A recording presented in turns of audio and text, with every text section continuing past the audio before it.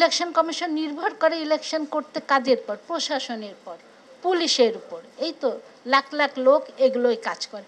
তা এদের দলীয় প্রভাব মুক্ত করা সম্ভব বলে আমি মনে করি না। এই একটা জায়গা। আর দ্বিতীয় আর একটা জায়গা, এই যে বললো যে তৃণমূল পর্যায় থেকে প্রার্থীর নাম উঠে আসা।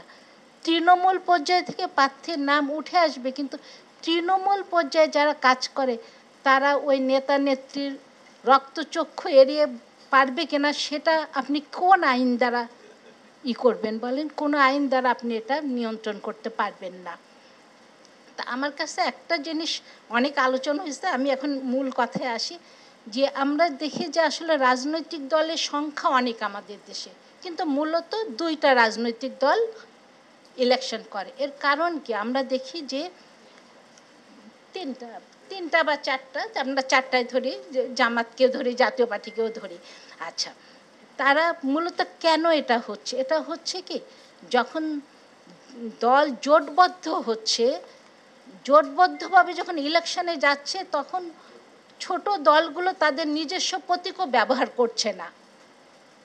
যে জিতে আসার জন্যে ছোট, আমি কোনো দলের নাম না বলে বলি, যে ছোট কোনো দল যদি মনে করে যে আমাদের দলে এই দুইজন বড় নেতা আছে, এই দুইজনকে আমরা জিতাবো বড় দলের ছায়ায় থেকে, মানে ওই দলের প্রতীক নিয়ে, বাকিগুলোকে জাস্ট আমরা রেজিস্ট্রেশনটা রাখার জন্যে মনোনয়ন দিব। তা এইখানে যেটা ওই মনোনয়নের জায়গা যেখানে আছে, যে প্রার্থী কোনো রাজনৈতিক দল একই সময় একাধিক প্রার্থী দিতে পারে, এটা যেমন আমাদের ইলেকট্রাল সিস্টেমে খুবই একটা জটিলতা সৃষ্টি করে, এখানে একটা লিমিট করে দেওয়া যেতে পারে যে একটা আসনে একটা রাজনৈতিক দল মানে সর্বোচ্চ দুইজন প্রার্থীর মনোনয়ন দিতে পারে। এখানে একাধিক প্রার্থীর মনোনয়নের বিধানটা আছে, যেটা ঠিক প্রত্যাহারের আগ মুহূর্তে প্রার্থী, তখন রাজনৈতিক দল বলে যে এটা আমার চূড়ান্ত প্রার্থী। তার মানে ওরা ওদের বিদ্রোহী প্রার্থীগুলোকে নিয়ন্ত্রণ করে এইভাবে। এই একটা। আর দ্বিতীয়ত, যেটা যখন জোটবদ্ধ হচ্ছে, এই ছোট ছোট দলগুলো কোনো অবস্থাতে তাদের কাছে, মানুষের কাছে যাওয়া লাগছে না, তাদের প্রতীকও ইভেন মানুষ জানে না। তা এই যদি আমরা ওই জায়গাটা, যে যখন একাধিক রাজনৈতিক দল জোটবদ্ধ হয়ে নির্বাচনে অংশগ্রহণ করবে, তখন তারা তাদের স্ব রাজনৈতিক দলের প্রতীক নিয়ে নির্বাচন করতে হবে।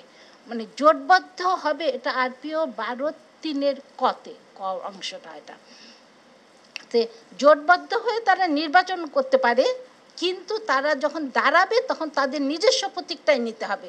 তুমি অন্য কোনো বড় দলের প্রতীক নিয়ে করতে, তাহলে কেন?